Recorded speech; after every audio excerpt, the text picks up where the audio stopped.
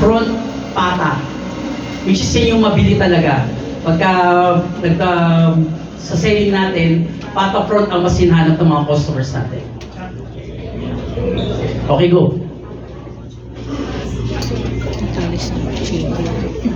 So yan, ngayon, ang ginagawa ni Elena ngayon is tinatanggalan natin yung isa pang exclusive na nakukuha sa ating shoulder part, which is the ribs. Okay, the rib shoulder part. Okay. So, ayan, tignan natin, no? The next, yung kanina, siguro ang next natin yung kaninang sinasabi natin yung ating pork steak. So, kung mapapansin niyo guys, ang pork steak natin, sobrang as much as possible, parang medyo bilugan. The proper way to do it talaga is pagka kinat na po natin from the shoulder, ibinabalot natin yan ng cling wrap para to make it cylindrical. And then ipa-frozen. So we have sample here na frozen part ng ating shoulder, which is yung ating pork steak.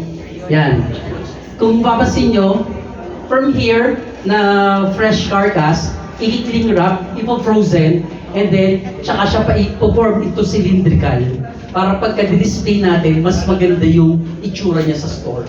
Sige, we could sample it, yung ating pork steak. And this is part of sa mga paboritong cut. Sir. Rolly, di ba? Siya yung sa pork steak dapat ng United States Restaurant. Definitely, Ma'am Ods. So, sa restaurant natin ng United States, the pork steak na in-order ng ating mga customers is, ayan po dapat talaga, galing sa shoulder. Kung mapapansin niyo kung bakit meron yung portion na yun sa pork steak, mapapansin niyo yung meat natin, marbleized. So maganda yung tsura niya. Meron yung inner meat niya composed of mga fats, which is very tender. Kaya kung I would suggest, ako, that's my favorite part ng carcass because nga, mas tender siya. Okay. So, yung ginagawa nila na ngayon, yung mga part ng malaman, dyan na tayo kinukuha yung tatlong cuts na sinabi natin. The menudo, adobo, and pork ribs. Thickness, okay. So, kaya meron tayong thickness na, let's say, 1/2 and 3/4. Kung mapapansin nyo, we should have the thin collaterals, the thick cut also available. So, may preference ang customer natin should be kung ano yung preferred thickness po nila. So, sa store, we should have at least the 3/4 thickness and the 1/2 thick. So, options. So, kung di mabenta, let's ask our dicers na rin na sa stores, yun yung mas massive dapat yung sa display natin. Okay? Pero dapat thick cut also available. In addition to that, kasi may mga customers tayo na Parte ng ating shoulder, which is almost the same with our hump, yung sa lower part. Yan, our sukiyaki and the pork tips. I will do it. We're using, for the sukiyaki, we're using the slicer. So, sample na natin kung makakapag-slice ba tayo. Medyo equipment. So, we prefer it shield as much as possible. Kasi otherwise, may tendency kasi sumama yung laman pag-cut. Mas delikado for our futures. So, the chilled, the frozen, the better. Sana pag lalo yung mga pagkakat. Yeah. Later on, sa bacon slice, almost the same yung process, pero different parts naman po tayo. Yan. So that's our sukiyaki cut na galing sa shoulder, yung malamang part. Again, the same na pwede nating makuha sa ating ham. Okay? Next is the pork tips. Kaya pa ba? Yung our tips is yung parang pahaba na cut. Yung ham natin at saka sa... Okay. Another cuts na exclusive for our shoulder is our kasim. Okay. So kasim is in shoulder part. And pige is all our hump part. So that's the difference between the two. Yan. So ngayon, ang ginagawa na ni Elena, yung sa pigtail, kung napapansin nyo, kinakat niya na yung sa libag na butot, napupunta yung pigtail natin, dahil wala tayong article niyan, papunta sa sinigang cut natin. Yes, and also yung bantang ano yun, masyadong mabuto. Sinigang, pigtail yan, pigtail. Pigtail yun or Sinigang, cut na papasok. napupunta. Yan. And katabi niyan, okay, dun sa ham, yan yung karugtong ng ating pork chop, bandang palikod.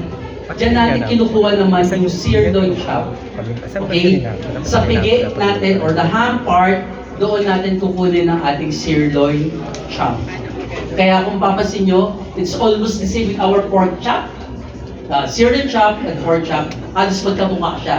So, the difference is, the end part of the pork chop or ng buong baboy na nasa ham part, yun yung ating sirloin chop. So, ngayon yung ginagawa ni Lena is sa part na yan ng, ham. Ginagawa niya yung pork tips, yung sabi ko parang elongated lean meat natin. Na both again, nakukuha sa ham and sa ating shoulder.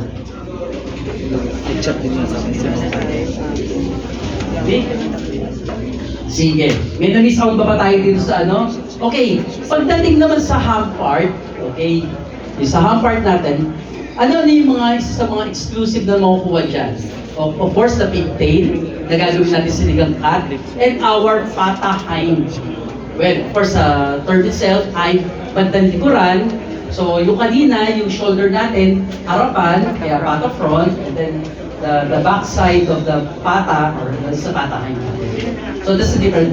More or less, kasi kung napapansin ninyo, yung mga customers, pag sinasabi, anong part yan? Pag hind, medyo matigas ng buto. Lang nga po, at saka yung sa shoulder, halos kino-combine ko na kasi almost the same yung nakukuha.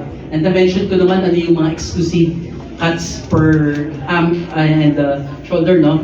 Okay, kung meron tayo dito na menudo with menudo mix, just add then the liver. So, the combination of liver and our menudo. And what else? So I think the cutlet, okay? So both then, again, we could get our cuts yan sa malamang part. You just have to slice thinly. Mapapatay mo ba natin yung pata cutlet natin?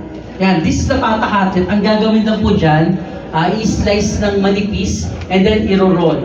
So, kung familiar tayo sa breakfast steak ng ating baka, it's the same with our cutlet. Same presentation.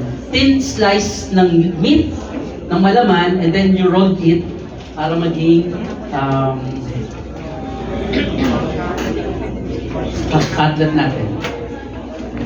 Okay? May na-miss out ba tayo? Kung nakita natin sa chart natin, kumpleto na po ba? Sige, I think nakumpleto na natin yung ating hams and shoulder. So, siguro i-gano lang natin konti yung ating mga different yung kanina di-discuss natin. Yan yung ating cubes, adobo na may balat, 4 cubes na walang balat, and a little dice, mas maliit na cube cut is our menudo cut. Okay. And then the thinly slice na nasa corner, upper corner, yung ating sukiyaki cut. Sige po. Pangkarada yan. So we'll proceed na po sa ating meats pa po. We have the loin and the belly. Okay. Sige. Ano-ano naman yung mga cuts na makukuha natin dyan? Okay? So again, we have to refer to our guide sa pork cuts presentation. For the belly again and the loin, so the upper part of this, ayan, pinakata po niya sa loin and our belly. So, na tayo mag-start. Ayan, nilagay na sa yung belly. So, we start with the belly. Of course, definitely, the basic cut for belly is the belly itself, the pork belly, o ating liempo. Okay. So, that's the first major cut for our belly, the belly cut itself. And then, tuloy ko na, no, para at least maano natin. Oh, what else? Yung mga makukuha natin sa belly. Okay. After the belly itself, meron tayong makukuha dyan yung ating favorite na, personal favorite, American ribs. Okay? Oh, the first thing na kinat niya is our lechon kawale. So, lechon kawale is like mga 5 times thicker than sa belly natin. Mas makapal ng at least mga 5 times. So, ito yung first na kinat niya sa ating belly part, lechon kawale. And yung kinakat ngayon ni Elena is our belly. Okay? Okay. We have also our Korean cut. So, ano ang difference ng Korean cut with our regular belly? Sino po nakaka-alala? Okay. Sige, sabihin ko na po. Our Korean cut, kung mapansin nyo, yung paano kinat ni Elena, yung ating belly, is along the ribs. Meaning, sunundan niya yung rib ng belly. The Korean cut is the opposite of it. It is across the ribs.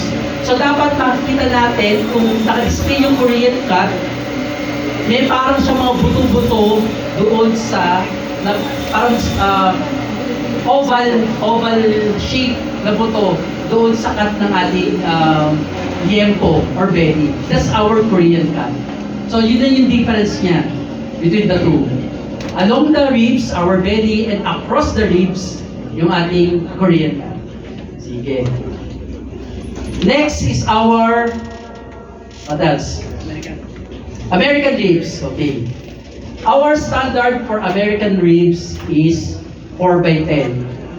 What do we mean by 4x10? 4 inches width and the 10 bones po. So that's our standard for our American ribs. And, ano pa po? Dapat walang bala. Skinless po. So, favorite mo nila. Sorry naman po ma'am. So, ano ito na yan? Ayan. Ito na yung sample na ginagawa natin. Our American ribs. Tinatanggalan ng balat.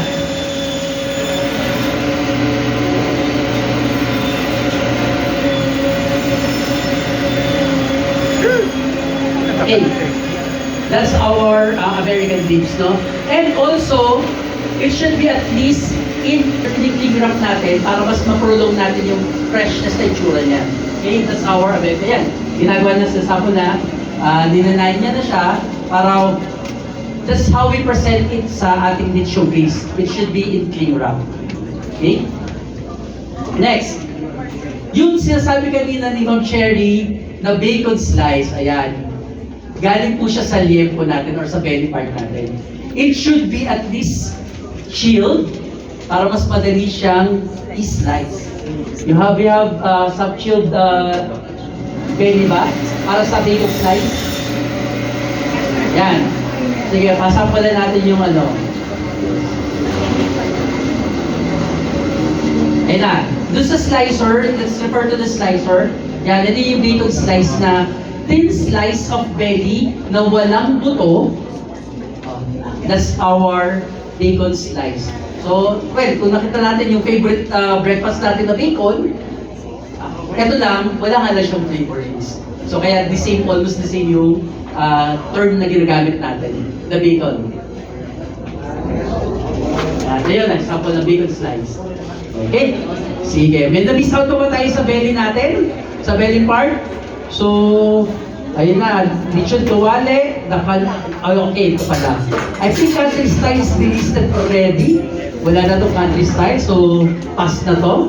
And Korean barbecue, bacon slice, lechon kawale, American ribs. Okay, I think we tackled na about the belly part, no? So, we'll now proceed to the last part. Ano na tayo? Ayun, yung loin na tayo. The loin or the pork chop. Okay. Ano-ano ba yung makukuha natin sa pork chop or sa loin cut natin? Of course, the basic is our pork chop. Okay. Ito na po, pork chop. That's the loin part. Yan, ikakat na natin siya ng ito pork chop. Okay, again, yung kaninang question about the thickness, we should have the collaterals of thick cut also available. So may options sa customer natin whether how thick they want. Yan. Okay, so that's for pork chop. Okay. From pork chop, of course, we have also the skinless pork chop. Basically, tatanggalin lang naman po natin yung skin na. That's our skinless pork chop. Okay, moving forward, may timer ako. So, next part is our pork loin. Ayan. For our pork loin, roast pork. Yan. For roast pork muna. Okay. Our roast pork is yung tinanggal yung laman. Tinanggal yung laman sa buto at saka sa balat. Baliktad eh. Dapat tinanggal yung buto at saka yung balat para matira yung laman na medyo cylindrical. And what are we doing to that? Tinatali po natin para siyang morton. That's how we present our roast pork. Ito po. Yan. Roast pork. Baliktad. Ito. This is the roast pork. Okay, from roast pork, pag tinali po natin yan roast pork, out of that, we could also get our butterfly. Okay, so demo natin. So, wait lang ha, itong part na to, pagka tinali, magiging roast pork, but we could nasa also kwarto ni transform Sir it into Nats butterfly. So, yan din po natin kinukuha yung butterfly natin. So, didemo natin. So, partially cut and then full cut. That's how we do our butterfly cut.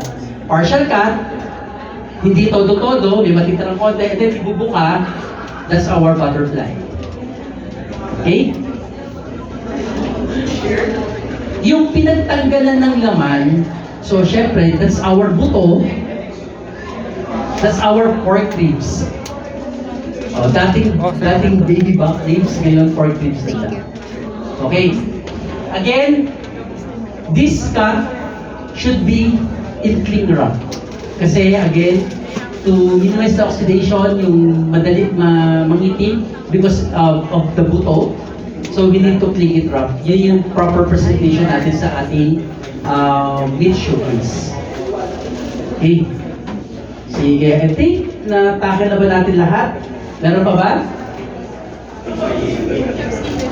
Kaya pork chop sila siya. Na-mention kanina from our pork chop. United States. United States ba? United States ba? Ito din natin. For United States ba?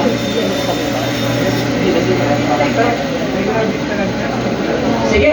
So, that's it for our pork. Meron pa ba tayong na-miss dito from our chart? So I think no, itakal na natin, no? Kasi kami din po as a meat supplier ninyo, we also get our pork headless na po. Kaya wala na rin yun. Pero let's see, kung super bulk naman, regular customer, we'll try. Okay. Next is our pork ear. Yan. Again, this is a byproduct. Wala doon sa carcass, hindi nyo siya makikita because we deliver